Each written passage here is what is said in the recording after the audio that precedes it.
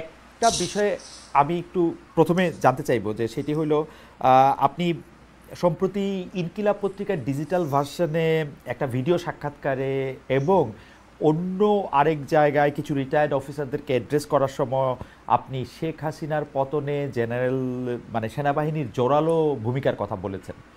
আমাদের অনুষ্ঠানে গতকাল জনাব ফরহাদ মাজার এসেছিলেন, তিনিও আসলে বন্দুকের নল ঘুরিয়ে দেওয়ার ব্যাপারে তার মতামত তিনি রেখেছেন।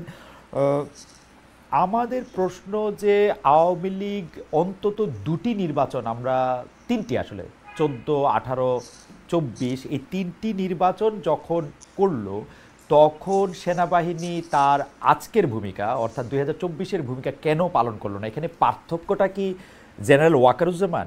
আপনার বিবেচনা একটু শুনতে চাইব, যে মানে ধন্যবাদ খালেদ ভাই, এবং আপনার মাধ্যমে দর্শক যারা দেখছেন সবাইকে আমার সালাম নেবেন। আসসালামু আলাইকুম রহমতুল্লাহ বরকাত।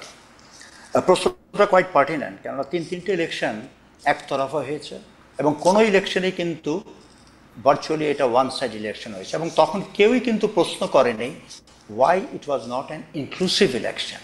এমনকি আমাদের পার্শ্ববর্তী দেশ তারা কিন্তু এখন ইনক্লুসিভ কথা বলছে, কিন্তু সেই সময় কোনো বাংলাদেশ এবং বিদেশে কেউই কিন্তু এই প্রশ্নটা খুব শক্তভাবে তুলে নেয়। যদি শক্তভাবে তুলতো তাহলে আমাদের এই অবস্থায় আমরা তো দাঁড়াতাম না।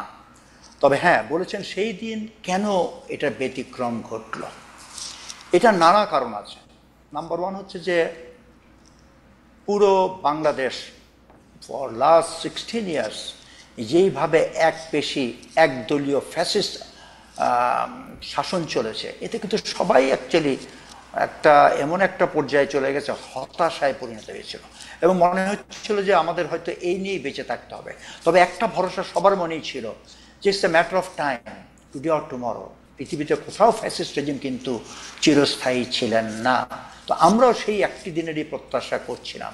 তবে এই জুলাই আন্দোলন সেই স্পার্ক প্লাগটা তারাই কিন্তু ইনিশিয়েট করেছে, এবং তাই এই আন্দোলনটা এক পর্যায়ে কিন্তু এটা থেমে যাচ্ছিল। কিন্তু কিছু বচন আমাদের প্রাক্তন প্রধানমন্ত্রী ওটাই কিন্তু আবার সেই সুপ্ত আগুনকে আবার পেট্রোল ঢালা মতন এটা আবার একটা বিরাট আন্দোলনে পরিণত করলো। সেই সময় এমন একটা পরিস্থিতি দাঁড়ালো যেখানে সেনাবাহিনীকে জনগণের মুখোপাক্ষী করা হচ্ছিল। আপনারা জানেন 3, 4 এবং 5 এই তিনটা দিন was very crucial in the sense এই তিনটা দিনই কিন্তু এই পুরা জিনিসটার পুরা যে ঘটনাটা যেভাবে কন্ট্রোল করার চেষ্টা করি, এটা কিন্তু সরকারের হাত থেকে ফসকে গেছে। এবং এখানে কিন্তু আমি বলবো for the first time retired অফিসাররাও কিন্তু এতে তাদেরও এখানে কন্ট্রিবিউশন ছিল, এবং নট অনলি রিটায়ার্ড অফিসার, তাদের পরিবারবর্গও কিন্তু রাস্তায় নেমেছিল। এই যে রিটায়ার্ড অফিসার নামলো, এটা কিন্তু had a tremendous impact on those যারা আর্মিতে যারা চাকরি করছে। তারাও তো একই সমগোষ্ঠী। আমাদের অনেক অফিসারের ছেলেপেলে কিন্তু সেনাবাহিনীতে আছে। জুনিয়র লর্ড যারা ছিল, হ্যাঁ একটা ফ্যাসিস্ট রেজিম উপরের লেভেলে কিছুদেরকে হয়তো বশ করতে পারে, কিন্তু একটা সংগঠন যাদের ট্রেনিংয়ের মূল মন্ত্র হচ্ছে দেশকে ভালোবাসা, the military academies and centres for the soldiers training, এদের বেসিক ট্রেনিং হচ্ছে কিন্তু to make somebody a patriot, দেশকে ভালোবাসা। যারা দেশকে ভালোবাসে তাদের অন্তরে কিন্তু এইরকম একটা ফ্যাসিস্ট রেজিম জগদ্দল পাথর মতন বসে থাকতে পারবে ইনফিনিটি, ইট ইজ ইম্পসিবল।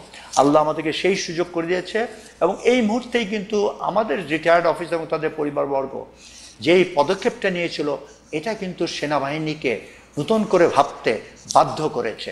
এবং আমি মনে করি সময় উপযোগী সেনাপ্রধান সেই ডিসিশনটা নিয়েছে, তা না হলে অনেক রক্তপাত হতো।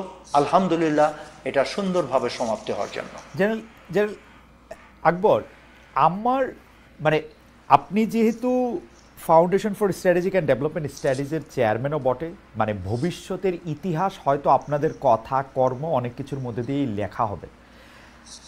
এখন একজন সেনাপ্রধান তিনি সরকার প্রধানের কাছে আনুগত্যের শপথ নিলেন, সরকার প্রধান তাকে একটা কাজের মধ্যে ডাকছেন, সেই কাজটা তিনি না করে, মানে কজ যাই থাক, তিনি যে বন্দুকের নল ঘুরিয়ে দিলেন, এইটা সেনাবাহিনীর ভিতরে বা ভবিষ্যতের সেনাপ্রধানদের যে কাজ বা কর্মে সেটা প্রভাব বিস্তার করবে কিনা? আমরা এই সেনাপ্রধানকে আর বিশ্বাস করব কিনা যে সেনাপ্রধানের ওনার যখন কোনো একটা রাইটিয়াস ডিসিশন নিতে হবে, উনি তো সরকার প্রধানকে বলে আসবেন আমি আপনাকে প্রোটেক্ট করতেছি, তারপরে উনি প্রোটেক্ট করবেন না, যেটাকে বন্দুকের নল ঘুরিয়ে দেওয়া বলা হচ্ছে। এইটা কি ঠিক আছে? মানে একজন সোলজারের পার্সপেক্টিভ থেকে হোয়াট ইজ ইউর টেক? মানে আপনি এটাকে কিভাবে রেট করতে চান যে এটা কিরকম হয়েছে কাজটা? আচ্ছা, কাজটা ভেরি মাচ কনস্টিটিউশনাল আমি বলবো। মিলিটারি স্ট্র্যাটেজির কিন্তু দুইটা কম্পোনেন্ট আছে, একটা হলো এক্সটার্নাল থ্রেট আর একটা হচ্ছে ইন্টারনাল থ্রেট। এই কেসটা কিন্তু বিবেচনা করা হবে ইন্টারনাল থ্রেট কনসেপ্ট থেকেই। আমরা কিন্তু যখন ওথ নেই, আমরা ওথ নেই টু দ্য কনস্টিটিউশন। আপনি জানেন joint chiefs of staff of America উনি কি বলেছিলেন, we don't take oath for a person, for a king or a queen or a president. আমরা কনস্টিটিউশনে কোথ নেই, সেই কনস্টিটিউশন হচ্ছে জনগণের কনস্টিটিউশন। তা আপনি এখন যদি একটা সরকার প্রধান অনৈতিক অর্ডার দেয়, আমাদের military is very clearly spelled out, you are not bound to take an order which is anti constitutional. সেটা এখন আমাকে যদি একটা সৈনিককে বলা হয় তুমি একে গুলি করো, হ্যাঁ, সে যদি শত্রু না হয়, সে আমাদের দেশের জনগণ, একজন সিটিজেন, তাকে যদি আমি অনৈতিকভাবে without any cause, without any reason আমি গুলি করি, আমার সিনিয়র অফিসার অর্ডার করলেও কিন্তু আমি দায়বদ্ধ থাকব কেন আমি এই ইনহিউম্যান কাজটা করলাম। এবং আমি মনে করি এটা যথাযথ দেশের স্বার্থে, জনগণের স্বার্থে কনস্টিটিউশনের মাধ্যমেই এই কাজটা হয়েছে, এটা যুক্তিসঙ্গত। এটা না হলে ফ্যাসিস্ট রেজিম পৃথিবীর কোথাও থেকে উঠতে পারতো না। এবং পৃথিবীর সব ফ্যাসিস্ট রেজিম জন উত্থান সাথে সাথে সেনা সদস্যরা যখন এতে হাত মিলিয়েছে তখনই সাকসেসফুল হয়েছে। বিএনপি অনেক আন্দোলন করেছে, ওই একটা তো ফ্যাসিস্ট রেজিম পালিয়ে যায় নাই। আমি সবসময় একটা কথাই বলতাম, উত্তরপাড়া যেদিন আপনার সাথে একসাথে হবে, জনগণের সাথে এক হবে, সেই দিনই ফ্যাসিস্ট রেজিমের অবসান। সেটাই হয়েছে। জেনারেল আকবর, এটা তো 24-এর ঘটনা, তো সেটা সাক্ষী। উত্তরপাড়া অর্থাৎ ক্যান্টনমেন্ট যখন এই আন্দোলনের সাথে আসছে তখন এটা এক হয়েছে। কিন্তু আমার প্রশ্ন হচ্ছে এইটা কি আমাদের জন্য কোনো অশনি সংকেত কিনা? আপনি গুলি করার কথা আপনি বলতেছিলেন, আমি যতদূর জানি 19-20 তারিখেই তো সেনাবাহিনী সিদ্ধান্ত নিয়ে ফেলছে তারা কোনো লেথাল ওয়েপন এই বাচ্চাদের বিরুদ্ধে ইউজ করবে না, কাম হোয়াট মে। এবং এইটা করেই ওরা সাধারণ মানুষকে প্রোটেক্ট করার জন্য ওরা থাকবে। কিন্তু ঘটনাটা হচ্ছে যে তারা যে রেজিমটা চেঞ্জ করার ক্ষেত্রে কাজ করলো, এইটা ঠিক হয়েছে কিনা, মানে এইটার ক্ষেত্রে ভবিষ্যৎ উত্তর কি দিবে? আমি এইটার সাথে আবার একটু যোগ করি। যোগটা হচ্ছে এরকম, আপনি কিন্তু রাইটলি বলছেন যে আপনারা যারা রিটায়ার্ড আর্মি অফিসার, যারা সাধারণত সামাজিক উন্নয়নের কাজকর্ম ছাড়া আর কিছুতেই থাকেন না, মানে আপনারা চাকরি বাকরিও করতে চান না আসলে বেশিরভাগ ক্ষেত্রে, সেই ক্ষেত্রে আপনারা যে একটা পলিটিক্যাল কজে নেমে আসলেন, শেষে তো পরে দেখা গেল যে এটা নেতৃত্ব দিচ্ছেন আপনি, যিনি আবার রাজনীতির সাথে সম্পৃক্ত, মানে আপনি বিএনপির একজন শীর্ষস্থানীয় পদে আছেন। তো সেইটাকে আসলে এটাকে কি বলা যাবে? ভবিষ্যৎ যদি এরকম দেখে যে বিএনপি বা জামায়াত আর্মির সাথে মিলে একটা ষড়যন্ত্র করছে কিনা, এইটার জবাব আসলে আমরা কি দেখব বা আপনি কি মনে করেন? শুনেন, আমার সাথে কিন্তু এই ঘটনার আগে আর্মির কোনো সম্পর্ক ছিল না। আমার রিটায়ারমেন্ট হয়েছে 2006, 1 বছর এলপিআর। 2007 থেকে এই পর্যন্ত আর্মির সাথে আমার কোনো যোগাযোগ ছিল না।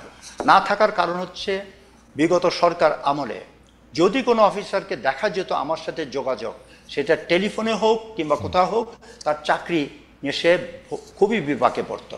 সুতরাং আর্মির সাথে আমার কোনো সম্পর্ক ছিল না, সেনা প্রধানের সাথে আমার কোনো সম্পর্ক ছিল না। এই ঘটনা যখন চলছিল তখন আমাকে অনেকে বলেছিল, স্যার আপনি একটু চিফের সাথে যোগাযোগ করেন না।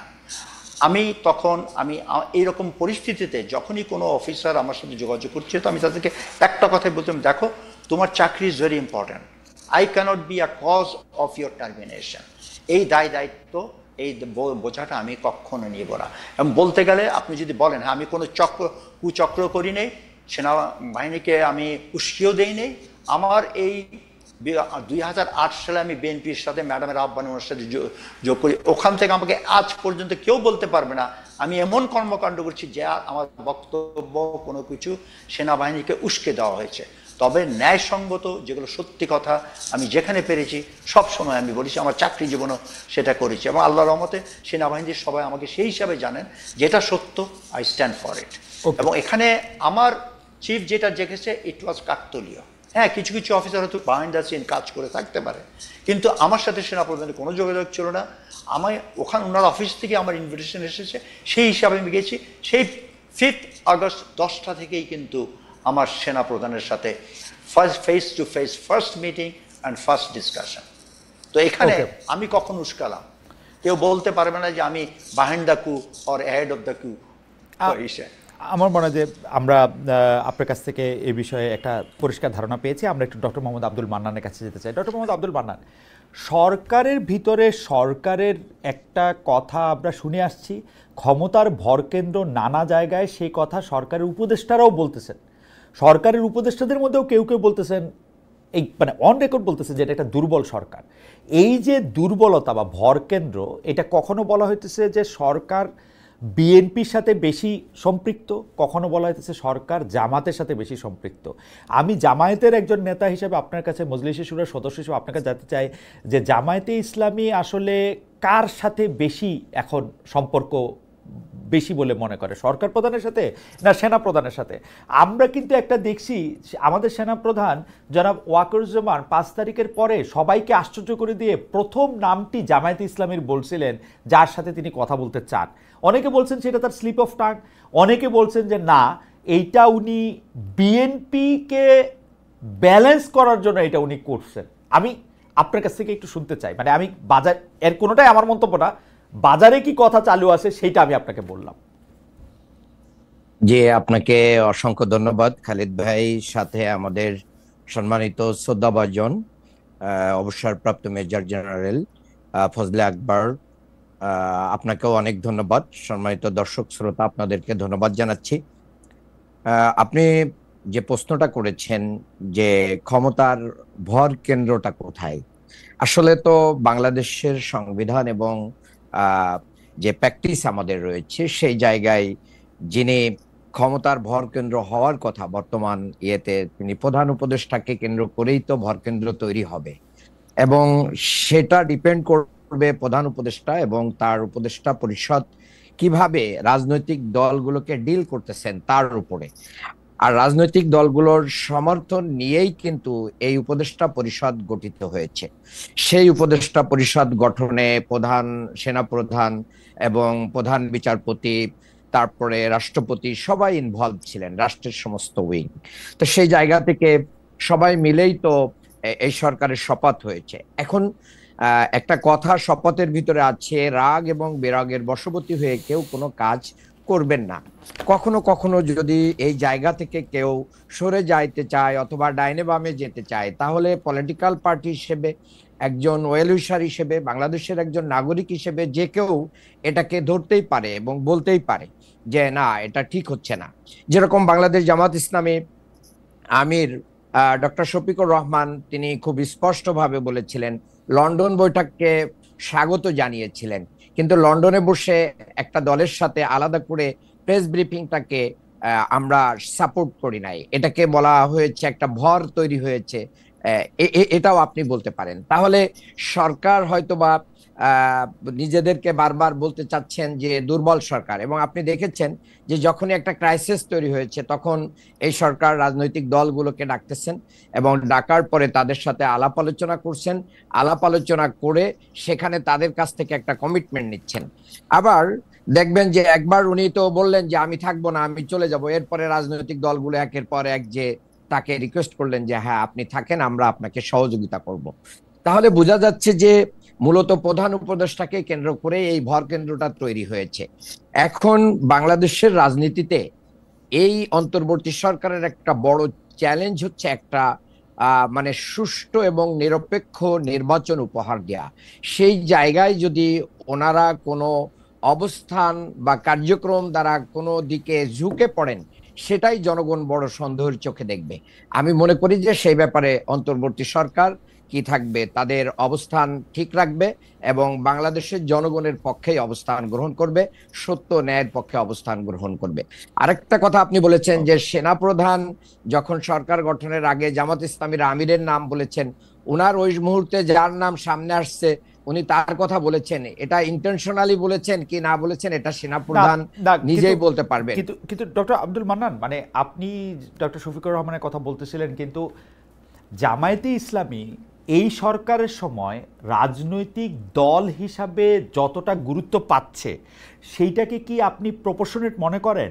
আপনি কি মনে করেন যে জামায়াত আসলে সর্বশেষ যে হিসাব, সেই হিসাব মতে জামায়াত আসলে এতটা যেটাকে বলা হচ্ছে মানে মানে 32টা দল নিয়ে ধরেন রাজনৈতিক ঐক্যমত্যর কমিশনের একটা আলাপ হইতেছে, কিন্তু আমরা তো সেই 32টা দলের মধ্যে সবাইকে ইকুয়াল দেখতেছি না, কাউকে কাউকে মোর দেন ইকুয়াল দেখতেছি, মোর ইকুয়াল দেন আদার্স দেখতেছি।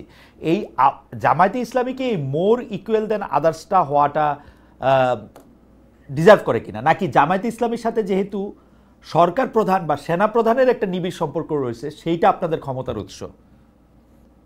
না, আমি মনে করি সেটা না।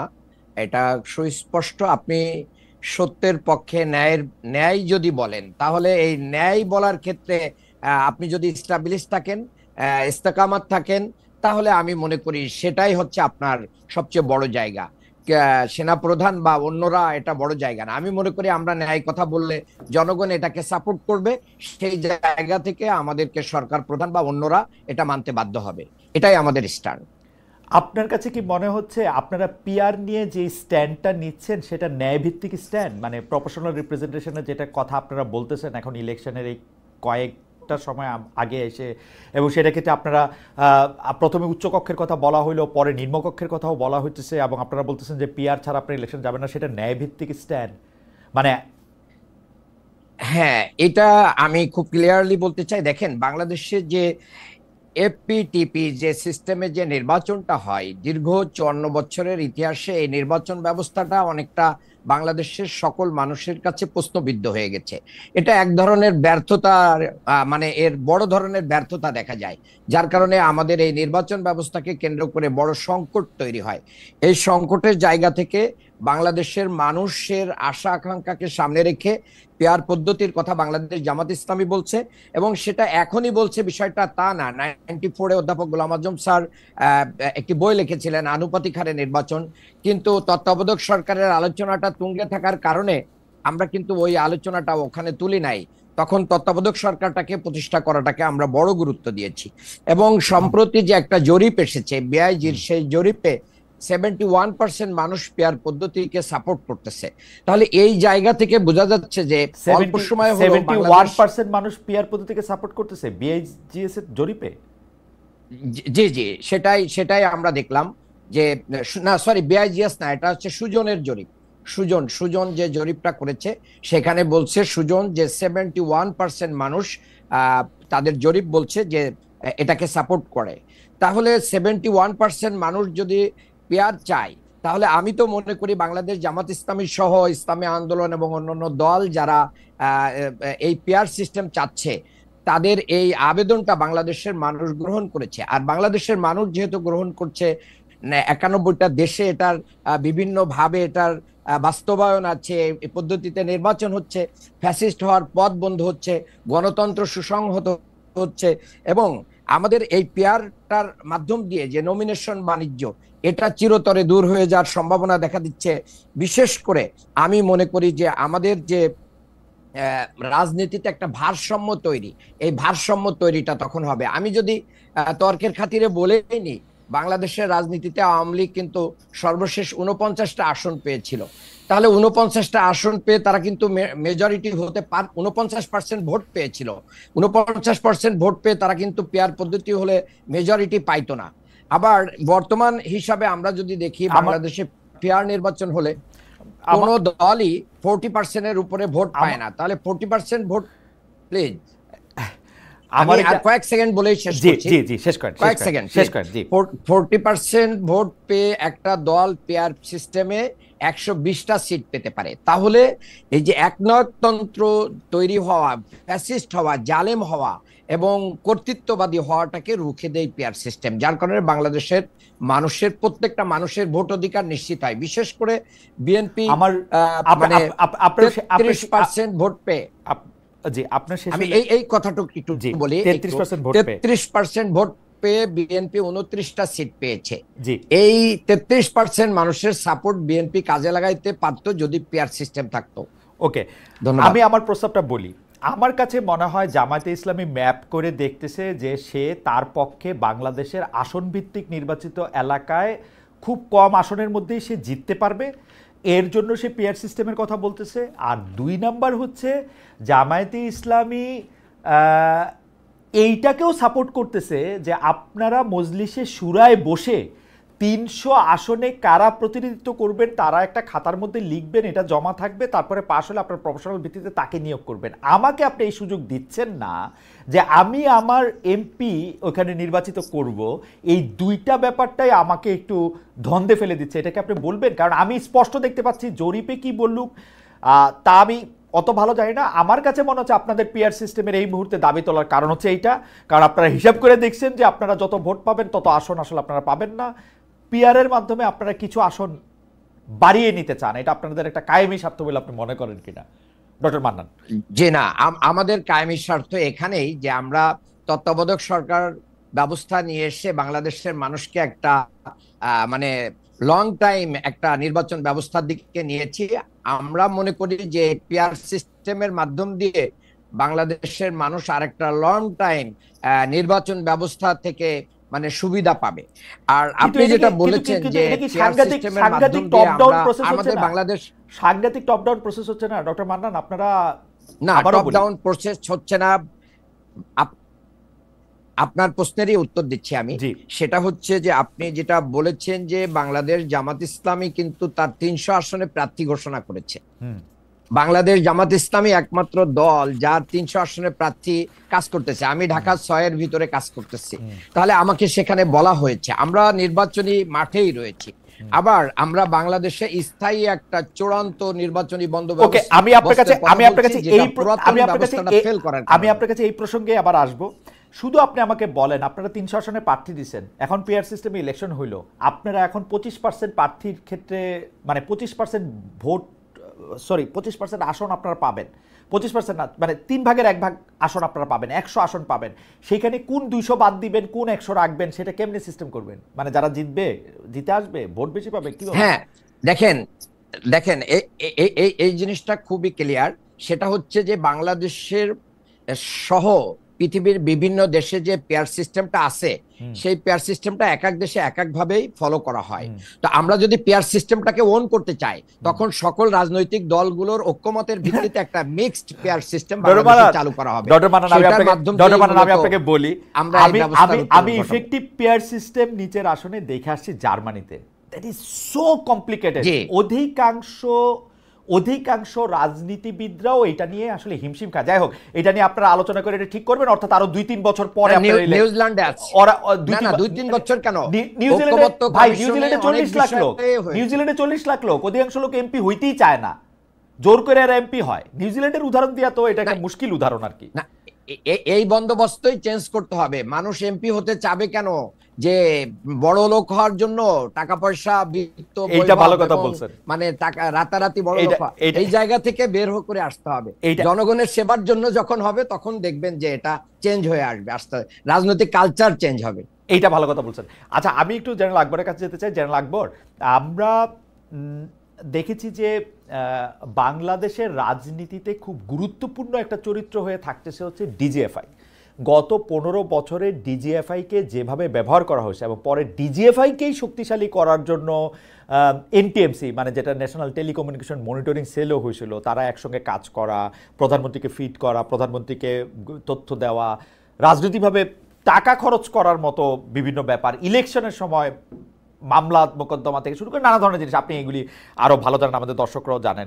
কিন্তু আমাদের প্রশ্ন হচ্ছে, এই ডিজিএফআই সাধারণত সরকার প্রধানের অধীনে থাকে, কিন্তু আমরা ক্রমাগতভাবে অভিযোগ শুনে যাচ্ছি যে এই সরকার একটা দুর্বল সরকার, কারণ ডিজিএফআই তার অধীনে নাই। আসলে ডিজিএফআই সেনাপ্রধানের অধীনেই থাকতেছে। সেজন্য সরকার এবং সামরিক বাহিনী বা সেনাবাহিনীর মধ্যে কিছু ইস্যু তৈরি হইতেছে, ক্ষমতার কেন্দ্র তৈরি হইতেছে এবং নিরাপত্তাজনিত ঝুঁকি তৈরি হইতেছে। আপনি যদি একটু এই বিষয়টাতে একটু আলোকপাত করতেন। জি, প্রথমে আপনি বুঝতে হবে ডিজিএফআই এর তার অর্গানাইজেশনাল টার্মস অফ রেফারেন্সটা কি, সে কি দায়িত্বের জন্য ডিজিএফআই করা হয়েছে। ডিজিএফআই এক্স্যাক্টলি করা হয়েছে আন্তঃবাহিনী ইন্টেলিজেন্স, বোথ উইদিন এবং অ্যাক্রস দি বর্ডার। ডিজিএফআই কিন্তু আমাদেরকে খবর দিবে যে পার্শ্ববর্তী দেশ মোবিলাইজেশন শুরু করেছে, আপনার যুদ্ধের প্রস্তুতি নেওয়া উচিত। এই সিগন্যালটা কিন্তু আমরা ডিজিএফআই থেকে আশা করি। এবং ইন্টারনাল উইদিন দি 3 সার্ভিসেস, এখানে এমন কোনো national security, any national Hazard কিংবা ইভেন কু করার মতন যদি কোনো ঘটে সেটা, কিংবা কোনো বিদ্রোহের ঘটনা ঘটে, এই ঘটনাগুলো কিন্তু ডিজিএফআই মনিটর করার কথা। কিন্তু বাস্তব হলো সত্য, যেটা টার্মস অফ রেফারেন্সে নাই, interference with the political affairs, এটা কিন্তু বিগত বেশ কয়েকটি সরকার ডিজিএফআইকে টুল হিসাবে ব্যবহার করেছে এবং করতে করতে একটা এমন পরিস্থিতিতে দাঁড়িয়েছে মনে হচ্ছে যে this is what is the prime responsibility. এবং এখন সত্যিকারে বলতে কি আমি বলবো যে আমাদেরকে যদি ওই আসল টাস্কে ফিরে যেতে হয়, আমার মনে হয় ডিজিএফআই সেই দিকে মোটেই মনোযোগ নেয়। যেই কারণে আমরা যেই জনগণের টাকা দিয়ে ডিজিএফআই পুষছি, সেই কাজ করার মতন তাদের সমর্থ এই মুহূর্তে আছে কিনা আমাদের চিন্তা ভাবনা করতে হবে। এবং এটার জন্য দোষ আমি সবসময় দিব political leadership. It is the political leadership who have misuse the DGFI. এবং আমার মনে হয় একটা ভালো, যদি আমরা প্রতিরক্ষা ব্যবস্থা গড়ে তুলতে চাই, ডিজিএফআইকে শক্তিশালী করতে হবে, ডিজিএফআইকে তার এই রোল থেকে বের হয়ে আসতে হবে। ডিজিএফআই এবং যেই কাজটা করে এটা মূলত এই কাজগুলো এনএসআই এর কাজ, নট ডিজিএফআই এর কাজ। তো আমার মনে হয় এই দিক থেকে আমাদের সচেতন হওয়া উচিত।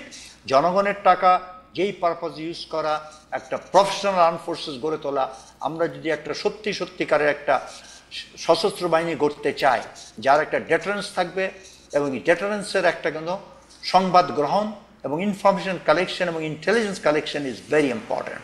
এটা যদি না হয় আমাদের আর্ম ফোর্সেসটা কিন্তু অনেকটা অন্ধ থেকে যাবে এবং হঠাৎ করে এমন কিছু ঘটে যাবে যার কোনো উত্তর দেওয়া কাউরই থাকবে। জেনারেল আকবর, এই সরকার আমলে অবস্থাটা কি? এই সরকার তো পলিটিক্যাল গভর্নমেন্ট না, এই সরকার আসলে ডিজিএফআই কে কিভাবে ব্যবহার করতেছে বা ব্যবহার করতেছে কিনা?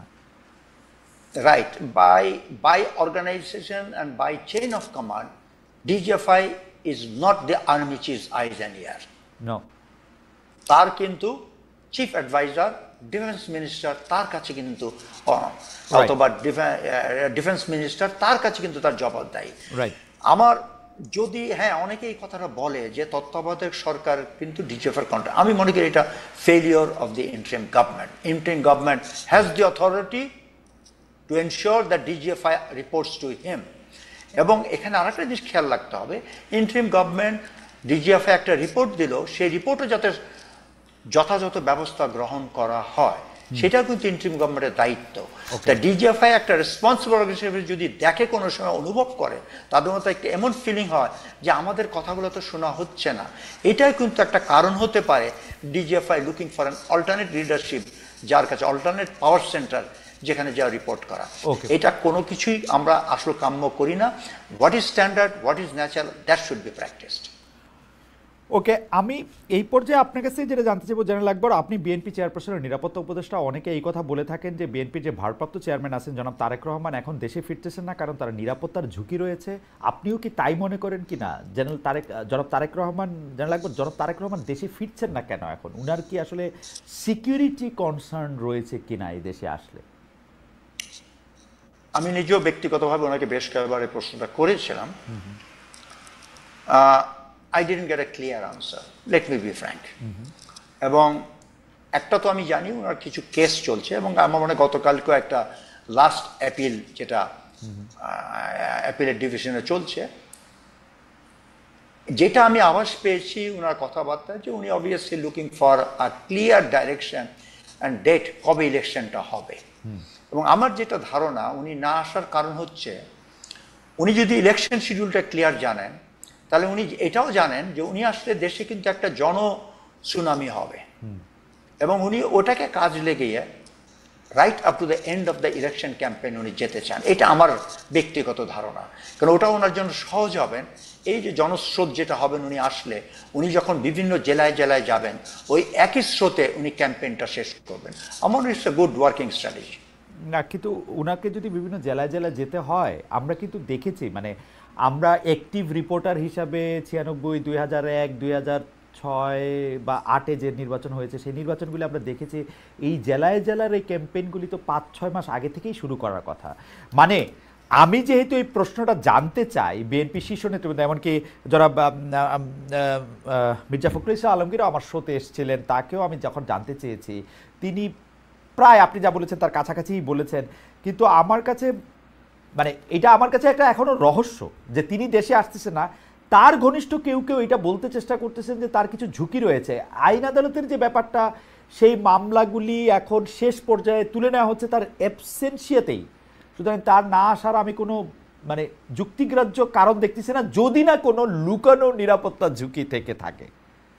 কেউ কেউ বলতেছেন আর্মির থেকেও তার একটা ঝুঁকি আছে, সেই জন্য আমি জানতে চাচ্ছিলাম। তুলে নেওয়া হয়েছে কেসগুলো, এটা ঠিক না, কারণ ওনাকে তো তুলে নেওয়ার প্রস্তাব দেওয়া হয়েছিল, উনি সেটা নেননি। উনি বলেছেন যে না, let it follow the process of law, এবং সেই ল হিসেবে general Akbar, he is not following the process.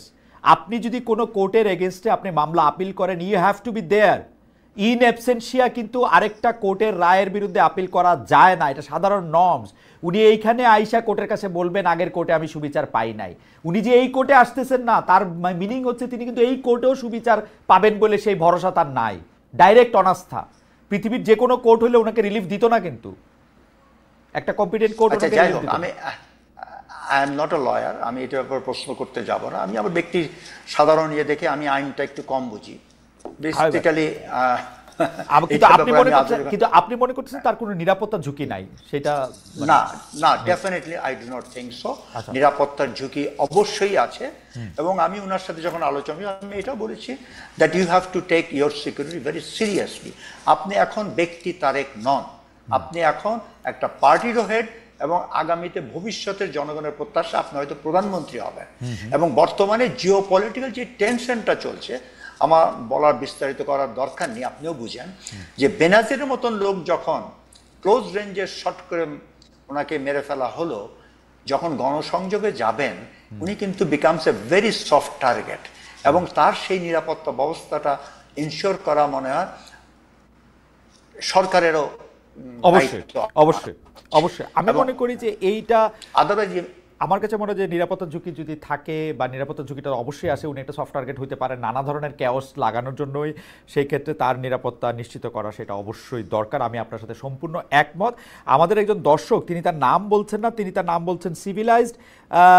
তার আগে একটা মেসেজ অনেকবার আসছে মান্নান ভাই আপনাকে বলার জন্য, মক্তব ইসলামিক এডুকেশন, উনারা বারবার একই মেসেজ পাঠাচ্ছেন, পিআর হচ্ছে ইসরায়েলি ফর্মুলা। তারপরে এই সিভিলাইজ ভদ্রলোক তিনি খুব ইন্টারেস্টিং মেসেজ পাঠাচ্ছেন, খালেদ মহিউদ্দিন ইসরায়েলের এজেন্ট।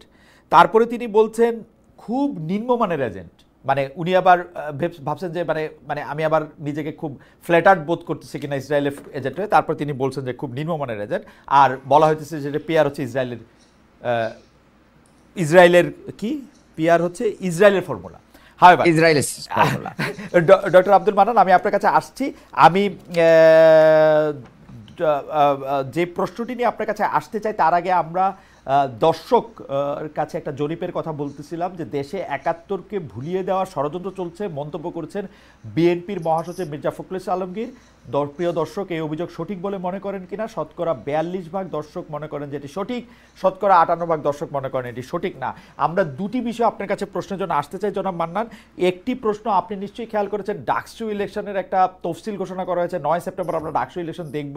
অনেক প্রার্থী বিশ্ববিদ্যালয়ে বেশ একটা সাজ রব, ঢাকা বিশ্ববিদ্যালয়ে নিয়ে অনেক কিছু করছেন, কিন্তু আমার একটা বিষয়ে আমার খুব নজর কেড়েছে। এর মধ্যে একজন প্রার্থী, তিনি আমাদের একজন বীরশ্রেষ্ঠকে হাইজাকার বলে পাকিস্তানের একজন মানে আরেকজন অফিসার, যিনি ওই বিমানটি নিয়ে আসার ব্যাপারে বাধা দিয়েছিলেন, তাকে বীর বা বীর যোদ্ধা বলেছেন। মানে এইসব ব্যাপারগুলি কি মানান ভাই? আওয়ামী লীগ একসময় চেতনার ব্যবসা করত, বলতো যে আওয়ামী লীগ না থাকলে স্বাধীনতার কেউ বলবে না। আমরা কি এই আওয়ামী লীগের কথাগুলিরই আসলে এটার প্রতিফলন দেখি কিনা? মানে what is your stand as a party? মানে আপনি কি মনে করেন যে রশিদ মিনহাজ হচ্ছে বীর আর মতিউর রহমান হচ্ছে হাইজ্যাকার? যে আপনাকে অসংখ্য ধন্যবাদ। আসলে এই কোশ্চেনটা বাংলাদেশে সবসময় থাকে, এবং এই কোশ্চেনটা বাংলাদেশ যতদিন থাকবে ততদিন থাকবে। আমরাও এটা মানে ফেস করতে চাই। আমরা তো 71-এর অনেক পরে আমাদের জন্ম। খালেদ ভাই, আপনিও সম্ভবত 71-এর পরেই আপনার জি, জন্ম আমি হওয়ার আপনার থেকে কথা। খানিক বড়, কিন্তু জি, 71 এর তো পরে জন্ম। আমি, হ্যাঁ, জি জি জি, তো এই জায়গা থেকে আমরা বাংলাদেশ জামাত ইসলামী বাংলাদেশকে ওন করে রাজনীতি করে। বাংলাদেশ জামাত ইসলামী তার সভা সমাবেশ মিছিল সবকিছুতে বাংলাদেশ জিন্দাবাদই বলে। কাজে বাংলাদেশ প্রতিষ্ঠার পরেই যে 54 বছরের রাজনৈতিক ইতিহাসে বাংলাদেশ জামাত ইসলামী এমন কোনো কর্মকাণ্ড পরিচালনা করে নাই যেটা বাংলাদেশের স্বাধীনতার সার্বভৌমত্ব এবং বাংলাদেশের স্বার্থের পরিপন্থী হয়, এরকম কোনো কর্মকাণ্ড করে নাই। কোনো ব্যক্তি বিশেষ বা একজন কোনো বক্তব্য দিলে সেটা জামাত ইসলামীর বক্তব্য হতে পারে না। দলীয় জায়গা থেকে বাংলাদেশ জামাত ইসলামীর বাংলাদেশ জামাত ইসলামীর নেতৃবৃন্দ বারবার, ডক্টর মান্নান, এটা কি একটা এটা কেন হয়, এটা কোইন্সিডেন্স যে প্রতিবারই আপনাদেরকে যারা ফলো করেন তারা আসলে পুরো বাংলাদেশটা নিয়ে একটা প্রশ্ন করেন? আপনার মনে আছে ইসলামী ছাত্র শিবিরের একটা পত্রিকা ছাপা হয়েছিল যেটাতে আপনাদের কেন্দ্রীয় সেক্রেটারি জেনারেল এটা করছিল। এটা কেন এরকম হবে? মানে ওনারা কিন্তু খালেদ ভাই ওনারা প্রতিবাদ দিয়েছেন এই লেখার, এবং ওনারা বলেছেন যে এটা লেখকের ব্যক্তিগত দায় দিয়েছেন, এটা পত্রিকার দায় না। এডিটেড জার্নাল মান্নান ভাই, আমি একজন এটা এডিট করছেন, ছাপা হয়েছে, কেউ এটা নিয়ে প্রাইডও নিছেন, তাও আপনি বাদ দেন, ঠিক আছে, এটা প্রত্যাহার করা হয়েছে। কিন্তু ঢাকা বিশ্ববিদ্যালয়ের ডাকসু ইলেকশন করতেছেন এরকম একজন বীরশ্রেষ্ঠ মতিউর রহমানকে হাইজাকার বলতেছেন এবং রশিদ মিনহাজকে বলতেছেন বীর যোদ্ধা। না, এটা আপনি যদি কোনো ব্যক্তি বলে থাকে আপনি সেই ব্যক্তিকে বলতে পারেন। বাংলাদেশ জামাত ইসলামী এরকম স্ট্যান্ড বহন করে না, এটা আমাদের ক্লিয়ার। আমার মনে হয় যে আপনার বক্তব্য পরিষ্কার। কালকে ডক্টর ফরহাদ মজার আমাদের এখানে আসছিলেন, আসার পরে এই প্রসঙ্গ ধরে আমি বলতেছি, উনি বলতেছিলেন যতদিন বাংলাদেশে জামায়াত থাকবে ততদিন বাংলাদেশে আওয়ামী লীগ ফিরে আসার সম্ভাবনা থাকবে। কারণ জামায়াতে ইসলামী তার নাম চেঞ্জ করা উচিত, কারণ জামায়াতে ইসলামী যেহেতু বাংলাদেশের বিরোধিতা করেছিল সেই অর্থে, এটা তার কথা, সেহেতু তার নাম চেঞ্জ করে সে এইটার মধ্যে থেকে এটা করা উচিত, এবং তার উপস্থিতি একটা আছে না এন্টিথিসিস হিসেবে আওয়ামী লীগের আগমনকে বা ফিরে আসাকে উৎসাহিত করে। আপনি কি একটু মন্তব্য করবেন ডক্টর মান্নান এই বিষয়ে? জি, অফকোর্স আমি এটার মন্তব্য করতে চাই। আপনি এর আগে আমাকে প্রশ্ন করেছিলেন যে সেনা প্রধান কেন জামাতের নাম বললেন আগে, যে তা আমি এইটার উত্তরটা সেখানেই নিয়ে যেতে যাই। দেখেন, যখন 5ই আগস্টের আগ দিয়ে যখন খুব ক্রুশিয়াল মোমেন্ট গুলো যাচ্ছিল আপনার জুলাই মাসের শেষ দিকে এসে, তখন কিন্তু বাংলাদেশের ফ্যাসিস্ট সরকার জামাত শিবিরকে নিষিদ্ধ করেছিল এবং তারা মনে করে নিয়েছিল যে এই আন্দোলনের সবচেয়ে বড় চালিকা শক্তিই হচ্ছে জামাত শিবির, তাদেরকে নিষিদ্ধ করলে এই আন্দোলন শেষ হয়ে যাবে। কিন্তু এটা হিতে বিপরীত হয়েছে, জনগণ এটাকে প্রতিহত করেছে, অর্থাৎ ফ্যাসিস্টকে রুখে দিয়েছে সবাই মিলে। তার মানে এই আন্দোলনকে কেন্দ্র করে সবচেয়ে দলীয়ভাবে ক্ষতিগ্রস্ত হয়েছে বাংলাদেশ জামাত ইসলামী এবং তার অঙ্গ সংগঠনগুলো। সেই কারণে সেনাপ্রধানও এটা মনে করতে পারেন যে জামাত ইসলামীর কারণেই কিন্তু এই আগস্ট গণ অভ্যুত্থানটা সহজ হয়েছে, এবং এটা অগ্নিস্ফুলিঙ্গের মতোই কিন্তু ছড়িয়ে পড়েছিল সারা বাংলাদেশে। আর ফরহাদ মাজহার ভাই যেটা বলছেন, উনি সিনিয়র নাগরিক, উনি ব্যক্তিগতভাবে এটা বলতেই পারেন, বাংলাদেশে আমরা কোনো চেতনার ব্যবসাকে সামনে আগাইতে দিতে চাই না, সেটা মুক্তিযুদ্ধকে কেন্দ্র করে হোক, সেটা 71 ইস্যুকে কেন্দ্র করে হোক। আমরা মনে করি আমরা বাংলাদেশি, এই চেতনা আমাদের থাকবে, আমরা মুসলমান এই চেতনা আমাদের থাকবে, আমরা মুসলিম এই চেতনা আমাদের থাকবে। এই চেতনাকে ধারণ করে আগামীর বাংলাদেশকে গড়ার জন্য, গণতন্ত্রকে সুসংহত করার জন্য আমাদেরকে রাজনীতি করতে হবে। আমি মনে করি বাংলাদেশের মানুষ বাংলাদেশ জামাত ইসলামীর নামটাকেই বেশি পছন্দ করে, যার কারণে বাংলাদেশ জামাত ইসলামী যখন মাঠ পর্যায়ে নেতৃত্ব দিয়েছে গণ অভ্যুত্থানের বিভিন্ন পয়েন্টে পয়েন্টে, তাদের ডাকি তো হাজার হাজার মানুষ সাড়া দিয়ে চলে এসেছে। ডক্টর মান্নান, জামাত ইসলামী নেতৃত্ব দেয় নাই, কিন্তু জামাত ইসলামী নেতৃত্ব দিলে সবার কাছে গ্রহণযোগ্য হইতো না। জামাত ইসলামী এটাতে একটা মানে খুবই গুরুত্বপূর্ণ রোল ভূমিকা পালন করেছে, সেই গুরুত্বপূর্ণ রোল প্লে করেছে, কিন্তু এটা জামাত ইসলামীর নেতৃত্বে এই আন্দোলন হইলে আমি জানি না মানে এই আন্দোলনের কতটুকু সফল হইতে পারতো না পারতো এটা আমরা জানি না, কিন্তু আসলে তবে খালেদ মহিউদ্দিন ভাই, আমি 1 ইয়ার আপনাকে খুব ক্লিয়ার করছি, আমিও একজন মাঠের যোদ্ধা। আমি জামাতের কেন্দ্রীয় মজলিস শুরা সদস্য, আরো অনেক আমাদের এরকম মিড লেভেলের নেতারা আমরা মাঠ পর্যায়ে 36 দিন মাঠে ছিলাম। কিন্তু সেইটা আপনাদের আন্দোলন শেষে আপনারা বলেন নাই, সেইটা আপনারা প্রথমে বলছেন এটা কোটা বিরোধী আন্দোলন, প্রথমে বলেছেন, তারপরে বলেছেন বৈষম্য বিরোধী আন্দোলন। এক দফার আন্দোলন বহু পরে আসছে, জনগণ বলার পরে আপনারা বলছেন এটা মুভমেন্টের একটা স্ট্র্যাটেজি। ওকে, মুভমেন্টের স্ট্র্যাটেজি, সেটা তো ঠিকই আছে, মুভমেন্টের স্ট্র্যাটেজি। তবে আমি আপনার কাছে আবার আসবো। আমি একটু জেনারেল আকবর, বাংলাদেশের ইতিহাসে কয়েকটা গুরুত্বপূর্ণ মানে ঘটনা আছে যেটা ঐতিহাসিক মোড় বলে। এর মধ্যে 21শে আগস্টে সেই সময়কার বিরোধী দলীয় নেত্রী এবং নেতাদের উপর বোমা হামলা একটা, সেইটার যেই করে থাকুক, তারপরে 10 ট্রাক অস্ত্র বাংলাদেশে ঢোকা একটা, 63টা জেলায় একই সঙ্গে বোমা হামলার ঘটনা একটা।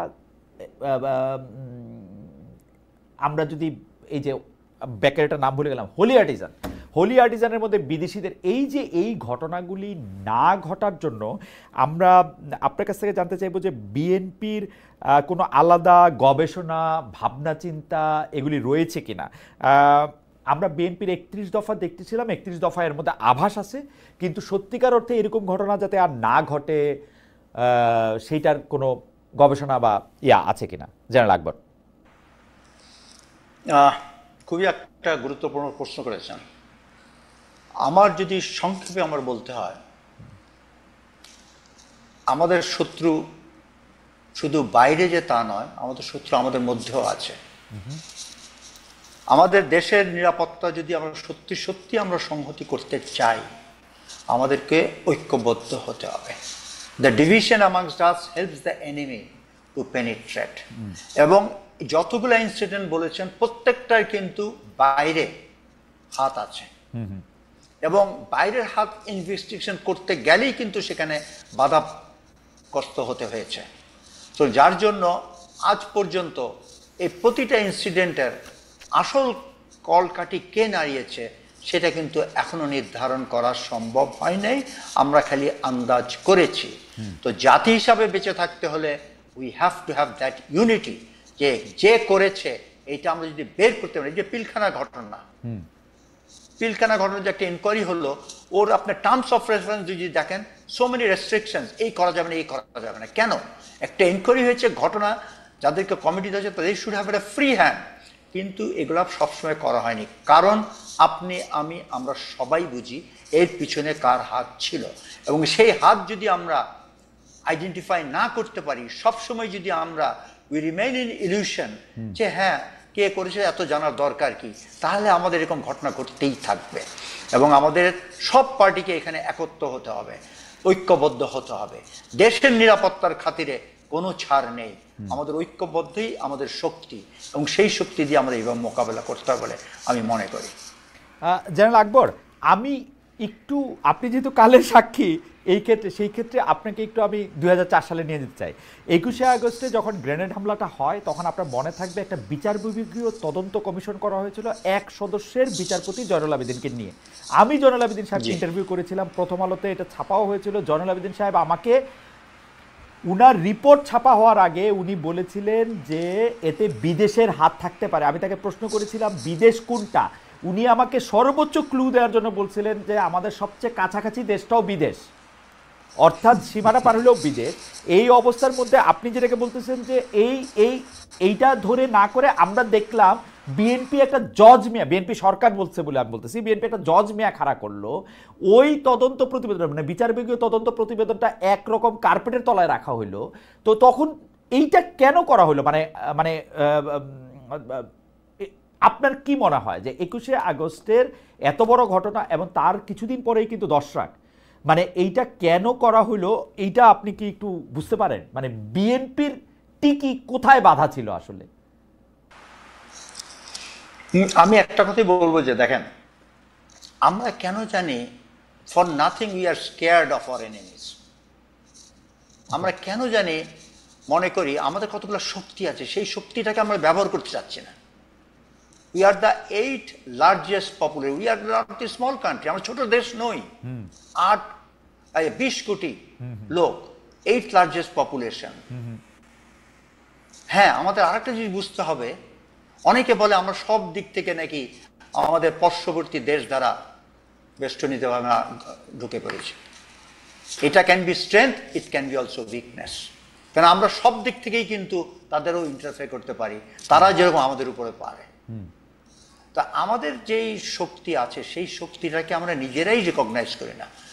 আমাদের 220 কোটি 200 মিলিয়ন লোক হোমোজিনিয়াস, আমরা এটা এবং একই গোষ্ঠীর। আমাদের এই যে আমি আপনার সাথে সম্পূর্ণ একমত। আমরা এটা পলিটিক্যালি ব্যবহার করি। আমরা কিন্তু সবগুলি সরকার, মানে আমি যতগুলি সরকারকে সবগুলি সরকার একই ধরনের তোষণ নীতি অনুসরণ করে। বিএনপি সময় আমরা দেখেছি সাইফুর রহমান জোর গলায় বলেছেন বাংলাদেশে গ্যাস নাকি ভারতে দিয়ে দিতে হবে, সবটা মাটির তলে রেখে লাভ কি। তারপরে এই 21শে আগস্টে গ্রেনেড হামলার ক্ষেত্রে বিচার বিভাগীয় কমিশনের রিপোর্ট থাকা সত্ত্বেও তারা এটাকে নিয়ে কিন্তু আসলে আগে বাড়েন নাই, আন্তর্জাতিক মহলে তারা কথা বলেন নাই। এই আওয়ামী লীগের কথা তো বলা বাহুল্য, আওয়ামী লীগের 15 বছরের কথা। ডক্টর ইউনূস সরকারও কিন্তু আওয়ামী লীগের সাথে কি কি চুক্তি ভারতের হয়েছে তারা এটা পাবলিকলি জানানো না, একটা জিনিস এটাও করে না। এটার মানে ঠিক আছে, আপনি যেটা বললেন ইন্ডিয়া বড় দেশ, কিন্তু বাংলাদেশও তো আসলে অত ছোট না যত ছোট আমরা এটাকে করি দেখাই।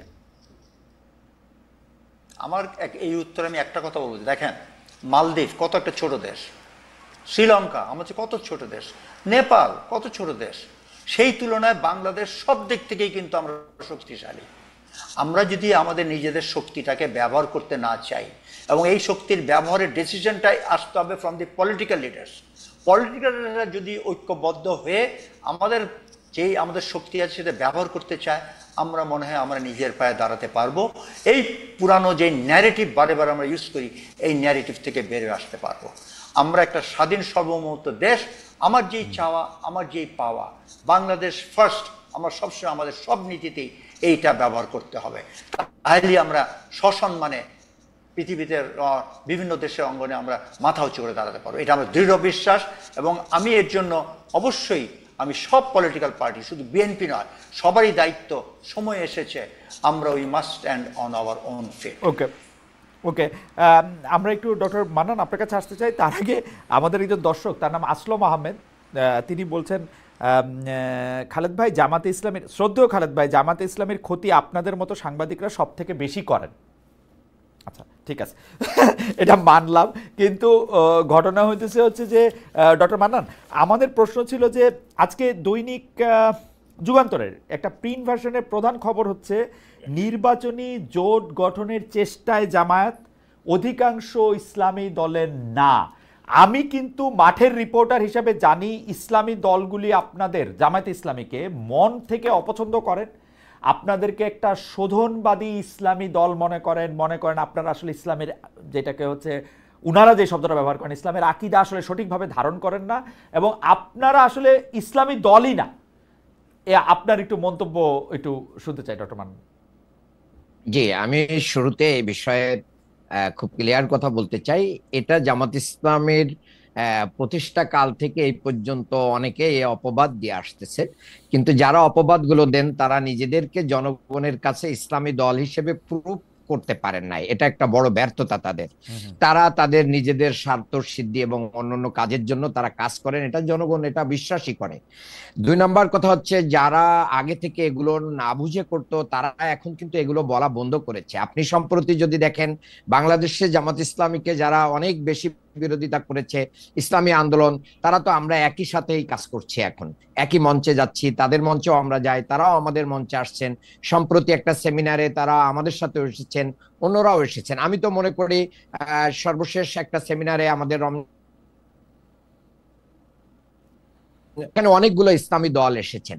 কাজেই ইসলামী দলের না, এটা হচ্ছে একটা টার্ম দিয়ে মানুষের কাছে এটাকে নেগেটিভলি উপস্থাপনা। আমি মনে করি যে ইসলামী দলগুলোর যে ঐক্য হতে যাচ্ছে, সেই ঐক্যটা আরো সুসং হতে যাচ্ছে। এই জন্য আপনি এটা যত নিউজ করে আমাদেরকে খাটো করার চেষ্টা করেন। মান্নান ভাই, আপনি যত সহজে এটা বললেন, ওই যে দর্শক বলছে যে আপনারা জামাত ইসলামের ক্ষতি করেন সাংবাদিকরা, তাদের কাছে এটা একটু গেল বলে মনে হলো, মানে আমাদের কাছে এটা আসলো, কিন্তু আপনি শুধু মনে করে দেখেন এই ইসলামী শাসনতন্ত্র আন্দোলন থেকে শুরু করে বাকি যারা আসেন, চরমনায়ের পীর সাহেব থেকে শুরু করে জনাব এনাতুল্লাহ আব্বাসী থেকে শুরু করে, মানে আপনি যাকে দিয়ে বলবেন তারা জামাতে ইসলামী সম্পর্কে আসলে কি মনোবাসনা পোষণ করেন। এই যে মানে আমি হেফাজত ইসলামের অনেক নেতার কথা বলতে পারি, প্রয়াত মরহুম জনাব আহমদ শফির কথা বলতে পারি। না ঠিক আছে, এটা বাংলাদেশে বহু নেতাদের কথা আমিও বলতে পারি। জি জি, যে তারা দেখেন, বাংলাদেশের একজন বড় আলেম RM ছিলেন হাফিজি হুজুর, জি উনি একসময় রাজনীতিকে হারাম মনে করতেন, কিন্তু উনি রাজনীতি তওবানামা বই লিখে উনি রাজনীতিকে জায়েজ মনে, অর্থাৎ ইসলামের যে জিনিসগুলো আছে সেগুলো জামাত ইসলামী যত আগে থেকেই মনে করে, অনেকের বুঝতে সেটা অনেক দেরি লেগে গেছে। এবং আমি মনে করি বাংলাদেশে যত দিন যাবে তত জামাত ইসলামীকে বোঝা আরো ওকে ইসলামী দলগুলোর জন্য সহজ হবে, আমাদের কাছাকাছি আসবে, দূর থেকে এর সমালোচনা করবে না। আরেকটা জিনিস আমি মনে করি, মানুষ হিসেবে আমরা এখানে তিনজন আছি, আমরা কেউ ভুলের ঊর্ধ্বে না, আমাদের ভুল ত্রুটি থাকতেই পারে। আমাদের আমিরে জামাত সহ নেতৃবৃন্দ বলেন আমাদের যদি কোনো ত্রুটি থাকে আপনারা ধরিয়ে দেন, আমরা এগুলোকে সংশোধন করব। আমরা ভেদাভেদ করে আমাদের দেশকে ক্ষতিগ্রস্ত করতে চাই না, ইসলামকে ক্ষতিগ্রস্ত করতে চাই না, ভেদাভেদের রাজনীতি আপনি বন্ধ করে আমরা এগিয়ে যেতে চাই। আপনি জানেন যে ইসলামে 4টা মাযহাব আছে, এই 4 মাযহাব কিন্তু ভিন্ন ভিন্ন ইবাদত করলেও একটা প্রশ্নে, দিনের প্রশ্নে আমরা সবাই এক। কাজে এই ভিন্ন ভিন্ন ভাবে আমাদের ইবাদত বندگی চলতে পারে, ভিন্ন মত থাকতে পারে, তার অর্থ এই না যে আমরা মুসলমানিত্বের প্রশ্নে, ইসলামের প্রশ্নে আমরা আলাদা। ইসলামী দলগুলোর জোট কি তাহলে হচ্ছে আপনাদের সঙ্গে? আমরা আশাবাদী ইনশাআল্লাহ। আপনারা আশাবাদী। আর এনসিপির সঙ্গে কোনো আলোচনা কি হচ্ছে আপনাদের? আমি আমি মনে করি শুধু এনসিপি নয়, বাংলাদেশে যারা মানে দুর্নীতিকে না বলবে, বাংলাদেশের চাঁদাবাজি, দখলবাজি, লুটতরাজি এবং মানে আপনার কি বলবো যে বিএনপি বাদে সবাই, ফ্যাসিবাদী রাজনীতির যে, না বিএনপি বলছি না, বিএনপি বাদে সবাই, বিএনপির সবাই চাঁদাবাজি, বিএনপির সবাই চাঁদাবাজি করে না, দুর্নীতি করে না, অন্যায় করে না, গুটি কয়েক লোক করে। এই গুটি কয়েক লোক যাদের কারণে বিএনপির কি হচ্ছে, বদনাম হচ্ছে। দল হিসেবে বিএনপি হয়তো তারেক রহমান সাহেব দেশে আসলে আরো ভালো পদক্ষেপ নিতে পারতেন, তারপরেও 5,000 লোককে ওনারা কিন্তু কি করেছেন, মানে বহিষ্কার করেছেন, সাসপেন্ড করেছেন। আমি মনে করি যে বিএনপির এই বোধোদয় হবে এবং তারা এই জাতীয় যারা দুষ্ট চরিত্রের আছে তাদেরকে তাদের বিরুদ্ধে ব্যবস্থা নিয়ে বাংলাদেশের একটা নতুন ধারার রাজনীতি উপহার দিবে। এই জোট যদি হয় ইসলামী দলগুলির সাথে, এনসিপির সাথে, তখন আপনারা আর পিআর সিস্টেম না হলে ইলেকশনে যাবেন না, এটার বলবেন না তো? না, আমরা আমরা আমরা জোট হলেও পিআর সিস্টেম চাই, জোট না হলেও পিআর সিস্টেম চাই, এবং আমরা পিআর সিস্টেম চাইতে থাকবো ইনশাআল্লাহ। পিআর সিস্টেম আমরা পিআর সিস্টেম চাইতে থাকবো ইনশাআল্লাহ। সরি, আমার এখানে বিদ্যুৎ চলে গেছে একটু। হ্যাঁ, অসুবিধা নাই, আমরা আপনার কথা শুনতে পাচ্ছি। পিআর সিস্টেম আমরা একদিনের যতদিন পিআর সিস্টেম ছাড়া আপনারা ইলেকশনে যাবেন না, প্রতিষ্ঠিত না হয়, পিআর সিস্টেম ছাড়া ইলেকশনে যাবেন না। আমরা সেইটা বলি নাই, আমাদের নেতা গতকালকে ইলেকশন কমিশন থেকে আলোচনা করে এসে বলেছেন যে সেটা বলার সময় এখনো আসেনি যে আমরা যাব কি যাব না, তবে এদেশে পিআর সিস্টেম প্রতিষ্ঠা করার জন্য আমাদের আন্দোলন অব্যাহত থাকবে। আচ্ছা, ঠিক আছে। মানে যাবেন কি যাবেন না এটা এখনো বলেন নাই, মানে আপনারা মানে দুটি বলার সময় আসে নাই, দুটি সম্ভাবনার ক্ষেত্রেই ওপেন রাখতেছেন, তাই তো? গাছেরটাও তলারটাও না। আমরা চাচ্ছি যে বাংলাদেশের মানুষ যত বেশি এটাকে ওন করবে ততই এই অন্তর্বর্তী সরকার এবং বিএনপির উপরে চাপ সৃষ্টি হবে এবং তারা এই পিআর সিস্টেম দিতে বাধ্য হবে। আচ্ছা, আমি একটু যারা লাগবে আপনার কাছে আসে চাই, ভারত সরকার নিয়ে আপনি কথা বলেছেন আমার আগের প্রশ্নে। ভারত সরকারের বিরুদ্ধে অভিযোগ, তারা এখনো যেহেতু আওয়ামী লীগকে আশ্রয় প্রশ্রয় দিচ্ছে, অন্তর্বর্তী সরকারকে ঠিক মানতে পারছে না এরকমও মনে হচ্ছে। সেক্ষেত্রে অনেকেই বলছেন যে ডক্টর ইউনূসের এই সরকার পাকিস্তান ও চীনের দিকে একটু বেশি ঝুঁকে পড়ছে বা ঝুঁকে পড়তে চাচ্ছে। পাকিস্তানের একের পর এক মন্ত্রী বাংলাদেশ সফর করছেন, সামনেও আসবেন। জুলাই আন্দোলন পরবর্তী যে এই বাংলাদেশে বিএনপির বিদেশ নীতি, ভারত নীতি কি হবে? মানে আমরা যদি নিরাপত্তাকে মানে মাঝখানে রেখে এই প্রশ্নটা করতে চাই, এবং বার্মা এবং ইন্ডিয়া, আমাদের ভৌগোলিক অবস্থান এবং আন্তর্জাতিক মানে যেটাকে আপনারা মানে কি জানি, মানে ভৌগোলিক জায়গা নিয়ে যে আপনারা যে অবস্থানগতভাবে যে আপনারা সামরিক জায়গা থেকে যেটা বলেন, সেটাতে আপনি কি বলবেন যে আমাদের নিরাপত্তাজনিত কি নীতি বিএনপি নিতে পারে জুলাই আন্দোলনের পরবর্তী বাংলাদেশে? প্রথমত হচ্ছে আমরা একটা স্বাধীন সার্বভৌমত্ব দেশ, এবং স্বাধীন সার্বভৌমত্ব দেশে টিকতে থাকতে হলে আমি মনে করি দুইটা জিনিসের সমন্বয় খুবই প্রয়োজন, যেটা জেনারেল জিয়া কিন্তু চেষ্টা করেছিলেন, উনি অকালের মৃত্যু অ্যাসাসিনেট যাওয়ার পরে উনি এটা বাস্তবায়ন পুরোপুরি করতে পারেন। সেটা হলো ডিফেন্স অ্যান্ড ডিপ্লোমেসি। এই দুটো কিন্তু মাস্ট গো প্যারালাল, এবং তাদের ultimate day must aim focus থাকবে যে সভারেনিটি, সভারেন ইন্টারেস্টের বাইরে আমরা কোনো ফরেন পলিসি, কোনো ফরেন নীতি আমরা করব না, এবং ডিফেন্সকে স্ট্রেনথেন না করলে আপনি বুঝতে হবে যে এই দেশের ডিফেন্স স্ট্রেংথ নাই, সেখানে ডিপ্লোমেসি ইজ অলসো উইক। আমাদের ডিপ্লোমেটরা যখন বাইরে কোনো সেমিনারে কথা বলে তখন দেখবেন ওই সময় অনেকে সামনে ফ্রন্টলাইন থেকে এবং যারা দর্শক উঠে চলে যায়, চলে যেয়ে তারা হয় কফি ব্রেক, ওয়াশরুম ঘুরে আসে। কেন? আমাদের সেই ডেটারেন্সটা নাই। আপনি সাইড বাই সাইড দেখেন পাকিস্তান, আমাদের চাইতে জিডিপি বলেন, তাদের পার ক্যাপিটা ইনকাম, সব দিক থেকে আমরা উন্নত। আপনি দেখেন পাকিস্তানের ডেটারেন্সের ক্যাপাসিটি কত আর আমরা কোথায়। আমি বলছি না আমাদের পাকিস্তানের সমতুল্য হতে হবে, কিন্তু একটা মিনিমাম ডেটারেন্স যদি আমাদের ডিফেন্সের মধ্যে না থাকে, আমাদের ডিপ্লোমেসিতেও আমরা কোনো কিছু অর্জন করতে পারবো না। তো ফার্স্ট পয়েন্ট হচ্ছে যে আমাদের এই ডিপ্লোমেসি অ্যান্ড ডিফেন্সকে অ্যালাইন করতে হবে for one particular converging issue, সেটা হচ্ছে আমাদের দেশের সার্বভৌমত্ব। এটা possible it is possible, it is possible. কিন্তু আমরা যে শুনি আমরা এমন একটা জায়গায় আছি, সে ভূ রাজনীতির এই ভৌগোলিক অবস্থান কারণে কখনো মার্কিন যুক্তরাষ্ট্র, কখনো চীন, কখনো ভারত, এদের কারণে আমরা আসলে স্বাধীন সিদ্ধান্ত নিতে অনেক সময় পারি না। সরকারদের দোষ দিয়ে আসলে লাভ নাই, কারণ এটা আমরা এমন একটা হ্যাঁ না, একটা ডিফিকাল্টি ডেফিনেটলি আছে। আপনি যে বলছেন ডিফিকাল্টি অবশ্যই আছে। দেখেন আপনি অনেক দেশ কিন্তু, যেমন সে পাকিস্তান, চায়নার সাথেও ভালো, ইউএস এর সাথেও ভালো, ইরানের সাথেও ভালো, টার্কির সাথেও ভালো, মিডল ইস্টের সাথেও ভালো, তারা তো ঠিকই করে যাচ্ছে। কিন্তু পাকিস্তান তো অদ্ভুত দেশ, তারা নিজেদের জন্য সবচেয়ে খারাপ। ওরা তো নিজেদের দেশটাই দখল করে রাখে, আর তো আর বাইরের সাথে আর কি করবে না। যাই হোক, আপনার there is already a prediction in next by turn of this 250 Pakistan will be the 8th largest economy. আমি জাস্ট রিসেন্টলি একটা পড়ছিলাম তাদের যেটা। তা যাই হোক, আমরা পাকিস্তান কম্পেয়ার করো না, আমরা নিজেদের স্বার্থ দেখতে হবে, আমাদের সার্বভৌমত্ব রক্ষার্থে যেটা আমাদের ন্যায্য। আপনি দেখেন India has taken such a strong stance against America. এটা কেউ চিন্তা করতে পেরেছে 2 সপ্তাহ আগে? No. Such a bold stand. এবং I salute Jaishankar. On national interest, sovereign interest, India will take its own decision. তা আমরাও যদি সভারেন ইন্টারেস্ট আমরা নিজেদের দেশে নিতে পারি। আপনি দেখেন মালদ্বীপ একটা ছোট কান্ট্রি, বুঝেছে, তার ইলেকশন ক্যাম্পেইন কি ছিল? He took a stand and people was with him. আমরাও যদি একটা এরকম স্ট্যান্ড নেই, আমার মনে হয় আমাদের দেশ ও জনগণ, সরকারের যেই সরকার পরিচালনা করুক না করে, যেই পার্টি, সবাই জনগণ একসাথে থাকবে। এবং আমার দৃঢ় বিশ্বাস আমরাও কিন্তু ব্যালেন্স করে চলতে পারবো। এবং সেই ব্যালেন্স যদি করতে পারি, আমরা অবশ্যই আমরা মাথা উঁচু করে একটা স্বাধীন সমুদ্র দেশ হিসাবে দাঁড়াতে পারবো। ডক্টর মান্নান, একটু নির্বাচনের প্রসঙ্গে আসি। যে নির্বাচনটা আপনারা, আমার ধারণা যে কোনো একটা ব্যবস্থায় জামাতে ইসলামী নির্বাচনে যাবে, জামাতে ইসলামী নির্বাচনমুখী দল, সেটা পেয়ার হোক বা না হোক, সেটা আমার ধারণা। তো সেই ক্ষেত্রে আপনারা যখন জনগণের কাছে নির্বাচনের উদ্দেশ্যে যাবেন, আপনার কাছে কি মনে হয় যে মুক্তিযুদ্ধের ইস্যুটা, মুক্তিযুদ্ধের সময় আপনাদের অবস্থানকালীন ইস্যুটা, অবস্থার ইস্যুটা, এইটা কি কোনো একটা গুরুত্বপূর্ণ ইস্যু হইতে পারে? এখন যেমন আবার মানে হঠাৎ করে কেউ কেউ শহীদের সংখ্যা ধরে একটা কথা তুলতেছেন, কেউ কেউ মুক্তিযুদ্ধ আসলে কি করেছে, কেন হয়েছে, ভালো হয়েছে কি খারাপ হয়েছে, সেগুলি আসছে, সেটাকে আপনাদের ডিল করতে হইতে পারে। ডিল করতে হইলে আপনি এটাকে কিভাবে ডিল করবেন? জি ধন্যবাদ। মুক্তিযুদ্ধ বা 1971 কি আপনাদের জন্য, এটাকে আমি একটা কি বলবো, এটাকে আপনাদের জন্য একটা কুইক স্যান্ড, মানে চোরাবালি না? এটা ঠিক আছে আপনাদের জন্য?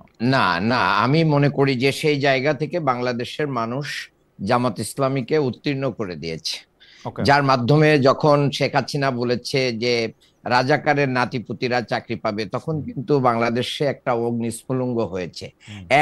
আর বাংলাদেশের অবস্থিত জামাত ইসলামী শিবিরের লোকদেরকে এই দেশের জনগণ, আমাদের যারা প্রতিবেশী, আমাদের আত্মীয়, তারা আমাদের আচার আচরণ, চরিত্র, তাহজিব, তামাদ্দুন ইত্যাদি দেখে ইতিমধ্যেই তারা এটা বিশ্বাস করতে পেরেছে যে এরাই একমাত্র দুর্নীতিমুক্ত দল এবং এদের কাছে বাংলাদেশ নিরাপদ, এরা দেশপ্রেমিক। আরো অনেকেই আছে, কিন্তু আমাদের সম্পর্কে যে ভুল ধারণা সেটা ভেঙে গেছে। এবং সম্প্রতি বাংলাদেশের সুপ্রিম কোর্ট থেকে যে একটা রায় এসেছে, যেটা ট্রাইব্যুনাল মানে অন্যায়ভাবে জুডিশিয়াল কিলিং করেছিল আমাদের নেতৃবৃন্দকে, সেখান থেকে এটিএম আজহারুল ইসলাম বের হয়ে আসার মাধ্যম দিয়ে সর্বোচ্চ আদালত থেকে এটা প্রতীয়মান হয়েছে যে জামাত ইসলামী মূলত একটা জুডিশিয়াল কিলিং এর শিকার হয়েছিল।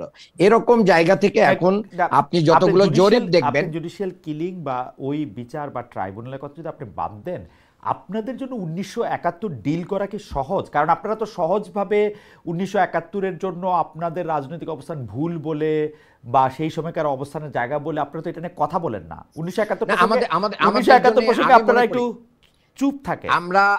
আমরা না চুপ থাকি না, আমি তো কথা বলছি এবং আমরা বিভিন্ন জায়গায় কথা বলছি। আমাদের নতুন প্রজন্ম যারা, আমরা কথা বলছি, তারা রশিদ মিনাজের নিয়ে, আপনাদের নতুন প্রজন্ম রশিদ মিনাজের কথা বলে। ভাই শোনেন, আপনি তো শুধু রশিদ মিনাজের কথা বললেন, সেখানে আমাদের সাদুক কাইমের কথা বললেন না, ফরহাদের কথা বললেন না, আমাদের তন্নির কথা, জুমার কথা বললেন না, তাকেও তো আমরা মনোনয়ন দিয়েছি। আচ্ছা বললাম, এই আচ্ছা বললাম সাদিক কাইমের কথা বললাম, মেধাবীদেরকে আর ফরহাদের কথা বললাম, জুমার কথা বললাম এবং আমি স্বীকার করলাম তাদের একটা গুরুত্বপূর্ণ ভূমিকা ছিল। সাখাত জাকারিয়া যে ঢাকা বিশ্ববিদ্যালয় ভর্তি পরীক্ষায় ফার্স্ট হয়েছে, সেরকম একজন মেধাবীকে নেতৃত্ব। হ্যাঁ, তাহলে আমরা সমন্বয় করার জন্য আমরা বাংলাদেশি মানুষদেরকে নিয়েই চলতে হবে। এর ভিতরে আমাদের ত্রুটি বিচ্যুতি থাকতে পারে, সেই ত্রুটি বিচ্যুতি আমরা আমাদের চোখে আসলে এগুলো আমরা সংশোধনের জন্য প্রস্তুত। আর যে কথাটি আপনাকে একজন দর্শক বলেছে ইসরায়েল বা আপনাকেও ইসরায়েলের পক্ষভুক্ত করেছে, আমি মনে করি আমি জামাতের পক্ষভুক্ত, সেজন্য আমিও ইসরায়েলের পক্ষভুক্ত। নিম্নমানের যারা, আপনি হচ্ছেন উচ্চমানের, আমি হচ্ছি নিম্নমানের। শোনেন, বাংলাদেশে এটা একটা চালিয়ে দেওয়ার রাজনীতি আছে, চালিয়ে দাও। জামাত শিবিরের ক্ষেত্রে অনেক কিছু চালিয়ে দেওয়া যায়, কেউ পক্ষে না গেলে তাকে জামাত শিবির বলে দিলে একটা বড় ধরনের স্পেস পাওয়া যায়। আমি মনে করি যে এটা সেরকম একটা কিছু।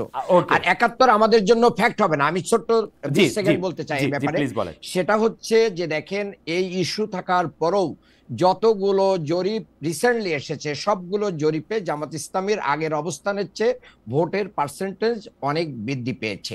এটা বাংলাদেশে দীর্ঘদিন থেকে বাংলাদেশ জামাত ইসলামীর আদর্শবাদী রাজনীতির কারণেই হয়েছে এবং সকল প্রতিকূলতার বিরুদ্ধে দাঁড়িয়ে আমরা এদেশেই অবস্থান করেছি, এদেশের মানুষের সাথে থেকেছি, মাটির সাথে ছেড়েছি, আমরা এই দেশকেই ওন করেছি। ওকে, আমরা যে প্রশ্নটি এখন জেনারেল আকবরকে আমরা শুনতে পাচ্ছি না। জেনারেল আকবরের কি সংযোগটা কি শোনা যাচ্ছে না? এখন শোনা যাচ্ছে। জেনারেল আকবর, আপনি কি? জি বলেন প্লিজ। আমি একটা কথাই বলতে চাই ডক্টর মান্নানকে আশ্বস্ত করার জন্য যে ইনশাল্লাহ ইলেকশন হবে এবং ইনশাল্লাহ জামাতে ইসলামও ইলেকশনে অংশগ্রহণ করবে। যে আমি খুবই আশাবাদী। আমার মনে হয় যে আমিও জেনারেল আকবরের সাথে একই সাথে আশাবাদী যে আমার কাছে, আমি মান্নান সাহেব আপনার কাছে আসবো, ডক্টর মান্নান আমি আপনার কাছে আসবো। আমি নির্বাচনের প্রসঙ্গে আমার শেষ প্রশ্ন, আমি যে প্রশ্ন জেনারেল আকবরকে করতেছি সেই প্রশ্নটা আসলে ডক্টর মান্নানের জন্য, কিন্তু জেনারেল আকবরকে শুনে আমরা ডক্টর মান্নানের কাছে আসি। আমরা কিন্তু মনে করি যে ইলেকশনটা ডক্টর ইউনূস যে পায়াস উইশটি রেখেছেন যে এটি একটি উৎসবমুখর পরিবেশে সব মানুষের অংশগ্রহণে একটি ভালো নির্বাচন হবে, আমরাও এটি মনে করি যে এটি একটি সব মানুষের অংশগ্রহণে।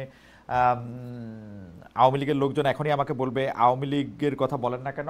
আওয়ামী লীগের নির্বাচনে অংশগ্রহণ করার কোনো উপায় আমি দেখি না, সেজন্য আমি বলতেছি যে আওয়ামী লীগ বাদে বা আওয়ামী লীগের দল বাদে সব মানুষের অংশগ্রহণে একটি নির্বাচন হবে। কিন্তু সেই নির্বাচনটি আসলে সুষ্ঠু এবং নিরাপদ হবে কিনা সেটি আপনি আসলে কি মনে করেন, এবং সেই নিরাপত্তা বজায় রাখার সক্ষমতা এই সরকারের আছে কিনা? জেনারেল আকবর, একই প্রশ্ন আমি ডক্টর মান্নান। জি থ্যাংক ইউ ভেরি মাচ। আমি মনে করি দুটো ইনস্টিটিউশন বর্তমান পরিপ্রেক্ষিতে যদি ঠিক থাকে, একটা হচ্ছে ইলেকশন কমিশন কিন্তু অনেক তাদের লজ অ্যান্ড বাইলজ আছে, সেই লজ অ্যান্ড বাইলজগুলো যদি তারা ঠিক মতন প্রয়োগ করে তাহলে ইলেকশন সুষ্ঠু হবে। যেমন আমরা অতীতে দেখেছি যখন ইলেকশন হয়েছে, কেন অতীতে যারাই ইলেকশনের সাথে যোগাযোগ ছিল, যেমন একটা প্রেসাইডিং অফিসার, একজন অ্যাসিস্ট্যান্ট রিটার্নিং অফিসার এবং যারা বিভিন্ন পুলিং অফিসার, সবাইকে কিন্তু একটা দায়বদ্ধতা ছিল। সেই দায়বদ্ধতা কি ঘোষণা করা না হলেও সেটা ছিল যে আওয়ামী লীগকে জিতিয়ে আনতে হবে। আওয়ামী লীগকে যদি জিতিয়ে না আনতে পারে তাহলে সবার চাকরি, তাদের ফিউচার নিয়ে একটা প্রশ্নবিদ্ধ ছিল, তারা কি থাকতে পারবে কি না। এখন সেই দায়বদ্ধতা নাই, এবং যেহেতু নাই আমি মনে করি ব্যুরোক্রেসি, ইলেকশন কমিশন যারা থাকবে সবাই আমার মনে হয় তারা ঠিক মতন একটা ইলেকশন না, কিন্তু যাতে হয় কিন্তু জানা লাগবে আপনার কাছে মনে হয় না, কিন্তু জানা লাগবে আপনার মনে হয় না যে তারা বিএনপিকে জিতে আনতে চাবে? কারণ তারা দেখবে যে বিএনপি বড় দল, জিতে আনলে পরে আমি বলতে পারবো আওয়ামী লীগের মতো আমি তো ওইটার মধ্যে ছিলাম, রিটার্নিং অফিসার, আমি আপনাকে জিততে সাহায্য করেছি এমপি সাহেব। Right, I will answer to that also. আমি সেটাও বলবো। জি। আমার কথা হচ্ছে যে এইখানে একটা বিএনপির বড় দায়িত্ব আছে। আমি মনে করি বিএনপি শুড ডিক্লেয়ার ওপেনলি, মানে বিএনপি এখন যে আওয়াজ দেখা যাচ্ছে বিএনপি সরকার গঠন করবে ইনশাআল্লাহ। যেহেতু সরকার গঠন করবে, why shall we accept? Hasina তো ইলেকশন না করেও ক্ষমতায় এসে ওই একই অপবাদ পেয়েছে। কেন বিএনপি ইলেকশনে জিতার সম্ভাবনা আছে, কেন অপবাদ নেবে? এরা বিএনপি শুড ডিক্লেয়ার ওপেনলি, যেখানে রিগিং হবে উই ওয়ান্ট দ্যাট রি ইলেকশন অফ দ্যাট সেন্টার। এবং এরকম একটা যদি বিএনপি ওপেন ডিক্লারেশন করে, আমি নিশ্চিত এই ইলেকশন সবচেয়ে বাংলাদেশের সবচেয়ে সুন্দর ইলেকশন হবে। আমার মনে হয় যে এটা তো আপনার মানে কনক্লুডিং রিমার্ক হিসেবে এটা খুবই প্রণিধানযোগ্য। আমরা ডক্টর মান্নানকে একটু শুনতে চাই। ডক্টর মান্নান, আপনার এই প্রসঙ্গে বক্তব্য দিয়ে আমরা শেষ করবো। আপনি যদি এর আগে যা বলতে চেয়েছিলেন তা দিয়েও শুরু করতে পারেন। জি জি, আমি এগুলো বলতে চাই না, এটাই বলতে চাই যে দেখেন, বাংলাদেশের সুষ্ঠু নির্বাচনের জন্য যতগুলো এজেন্সি এখানে ইনভলভ হয়, সেই এজেন্সিগুলোর ভিতরে যারা মানে ল এনফোর্সমেন্টের সাথে জড়িত, police, RAB, BGB, army, answer etcetera, এই প্রতিষ্ঠানগুলো ইতিমধ্যে, যে পুলিশের অবস্থা কি এটা বাংলাদেশে 5ই আগস্টের পরে সবাই জানেন। র্যাব তার আগেই রেড মার্কে চলে গেছে, ব্ল্যাক লিস্টে চলে গেছে, তাদের অবস্থান কি? বিজিবির অবস্থাও অনেকটা প্রশ্নবিদ্ধ করে গেছেন জেনারেল আজিজ। এরপরে আনসার, তারা বিভিন্ন আন্দোলন সংগ্রাম করে এদেশের মানুষের মানে সেই আস্থাটা অর্জন করতে পারেন নাই। আর্মি আছে আমাদের পাশে, কিন্তু বাংলাদেশে আপনি জানেন যে অপারেশন ডেভিল হান্ট চলতেছে 8 ফেব্রুয়ারি থেকে এই পর্যন্ত, কিন্তু বাংলাদেশে আইন শৃঙ্খলার যেখানেই অবনতি হচ্ছে সেই জায়গাটাতে পরিপূর্ণভাবে রিকভারি করার জন্য আমাদের আইন শৃঙ্খলা বাহিনী এরকম কিছু করতে পারছেন না। সম্প্রতি গোপালগঞ্জে যে একটা ভয়াবহ ঘটনা ঘটে গেল, সেখানে সেনাবাহিনীর একবারে সরাসরি হস্তক্ষেপ এবং গোলাগুলির মাধ্যম দিয়েই কিন্তু এনসিপির নেতাদেরকে উদ্ধার করা লাগছে। তাহলে আমাদের বাংলাদেশের আইন শৃঙ্খলা বাহিনীর কি সক্ষমতা আছে, এটা এখনো কিন্তু আমাদের কাছে পরিষ্কার না। 2 নম্বর কথা হচ্ছে যে আমাদের আরো যে জায়গাগুলো আছে, যে বিজেএফআই সহ, তার মানে তো জামাতে ইসলামী তো একদম স্পষ্ট এই কথাগুলি আমি আপনাদের শীর্ষ নেতৃবৃন্দের কাছেও শুনি। আপনারা তো ইলেকশন আগামী 3-4 বছরে হইতে পারবে এরকমই তো মনে করেন না? এখানে আরেকটা প্রশ্ন খুব ইম্পর্টেন্ট, সেটা ভাই একটু বলেছেন, কিন্তু আমি সেটাকে আরেকটু, যেখানে আমাদের হাবিব ভাইরা বলেন যে দাড়িপাল্লায় ভোট দিলে তার জিহ্বা কেটে নেওয়া হবে, অমুককে দেখে নেওয়া হবে, অমুককে এই করা হবে। তো প্রশাসন তো যদি মনে করে যে বিএনপি ক্ষমতায় চলে আসছে, তাহলে তো তারা আরো 2 পা, মানে এটা একটা নিয়ম আছে যে তুমি যদি 1 পা আসো আমি 10 পা যাব। তো বিএনপি এই কথা বলার অর্থ হচ্ছে যে প্রশাসনের সকল কিছু আরো 10 পায়ে গিয়ে বিএনপির দিকে যাবে। তাহলে সুষ্ঠু নির্বাচনের ক্ষেত্রে বিএনপি একটা বড় অন্তরায় হিসেবে দাঁড়াচ্ছে, তাদের অ্যাক্টিভিটিস, তাদের কর্মকাণ্ড। কারণ বিএনপির দ্বারা যত অন্যায় হচ্ছে, চাঁদাবাজি হচ্ছে, লুটতরাজ হচ্ছে, খুন হচ্ছে এবং অন্যান্য অবিচার হচ্ছে, সেইগুলো বাংলাদেশের আইন শৃঙ্খলা বাহিনী এখনো পর্যন্ত নিরপেক্ষভাবে কোনো অ্যাকশন নিতে পারছে না। এটাই ডক্টর মান্নান, আপনারা যেটা বলতেছেন, এখন বিএনপি ক্ষমতায় কিন্তু নাই। আসলে ডক্টর ইউনূস সরকার আসে 1.5 বছর ধরে। আমরা যে একটা তত্ত্বাবধায়ক সরকারের কথা বলি এবং জামায়াতে ইসলামী যে দাবি করে তত্ত্বাবধায়ক সরকার ব্যবস্থার রূপকার তারা, তো একটা তত্ত্বাবধায়ক সরকার ব্যবস্থা মানে ডক্টর ইউনূস সরকার আছে যিনি ইলেকশনে অংশ নেবেন না, যিনি বাংলাদেশের সবচেয়ে শ্রদ্ধেয় নাগরিকের একজন, উপদেষ্টারা আছেন, তারপর আপনারা বলতেছেন যে বিএনপি মানে সব জায়গায়, মানে এটা কেমন না? মানে আপনারা কি চান? ইলেকশনে কি এখন ডক্টর শফিকুর রহমান সরকার প্রধান থাকবে, তারপরে ইলেকশন হবে? না, আমরা সেটা বলছি না। আমরা বলছি যে সরকারের নিরপেক্ষ অবস্থান, লেভেল প্লেইং ফিল্ডটা নিশ্চিত করতে হবে। এই সরকার যে লেভেল প্লেইং ফিল্ড তো হবে না ভাই। বিএনপি বড় দল, বিএনপি বড় দল, জামায়াত অত বড় দল না, লেভেল প্লেইং ফিল্ড হবে না তো। ফিল্ড একজনের কাছে অত বড় দল না, জামাতের সাথে যারা অ্যালি হবে, অ্যালায়েন্সের মাধ্যম দিয়ে জামাতও কিন্তু একটা বড় শক্তি হিসেবে মাঠে আসবে। কাজেই আমরা মনে করি না যে বিএনপি মাঠ পর্যায়ে আমাদেরকে পেশি শক্তি দিয়ে মোকাবেলা করে আমাদেরকে মাঠ থেকে আউট করে দেবে, আমরা সেটা মনে করি না। কারণ আমরা দীর্ঘ লড়াই সংগ্রামের মাধ্যম দিয়ে এখানে, আমার মনে হয় যে আপনি যেহেতু পেশি শক্তি, আইন শৃঙ্খলা বাহিনী, একটা সেকেন্ড দেন, পেশি শক্তির কথাটাই কিন্তু আমি ডক্টর মান্নানের সাথে একমত, জনাব ফজলে আলী এলাই আকবর। আপনারা সেন্ট্রালি যা কিছু বলতেছেন, যা কিছু জনাব তারেক রহমান লন্ডন থেকে বলতেছেন, তার সাথে বাংলাদেশের কেন্দ্রীয় অঞ্চলগুলির কিন্তু কোনো মিল নাই। ওইখানে কিন্তু আমরা খালি মাসেল এবং মাসেল পাওয়ারই দেখতে পাচ্ছি। আমরা কেমনে একটা লেভেল প্লেইং ফিল্ড আর একটা নির্বাচন পাবো? না, উনি আসুক, আপনি দেখবেন আমূল পরিবর্তন হবে। এবং আমার বিশ্বাস, এবং আমার সাথে সেনাপ্রধানের যা কথা হয়েছে, উনিও promise bound. He said I will give the best election with my forces. এইবার ৮০,০০০ সৈন্য ডিপ্লয় হবে। বাংলাদেশের ইতিহাসে এত সৈন্য কোনো সময় ডিপ্লয় করা হয় নাই, হবে না। কিন্তু আমরা কেমনে জানবো যে সেনাপ্রধানও শেষমেশ বা সেনাবাহিনীও শেষমেশ যেখানে বৃহত্তর শক্তি অর্থাৎ বিএনপি ক্ষমতা আসবে, বিএনপির দিকেই ঝুঁকে পড়বে না? আমরা কি আসলে একটা ন্যায্যতার ভিত্তিক, ন্যায় ভিত্তিক নির্বাচন আসলে পাবো? আমি কিন্তু ডক্টর মান্নানের কনসার্নটা বুঝতে পারতেছি এবং এই কনসার্নটা আমাকেও টাচ করতেছে আসলে। দে হ্যাভ আ কনসার্ন, আমি বিশ্বাস করি কনসার্ন আছে। এবং আমার ব্যক্তিগত ওপিনিয়ন হচ্ছে বিএনপি ইনশাল্লাহ ইলেকশনে জিতবে, সরকার গঠন করবে। সংখ্যা কত এটা নিয়ে হয়তো ডিবেটেবল।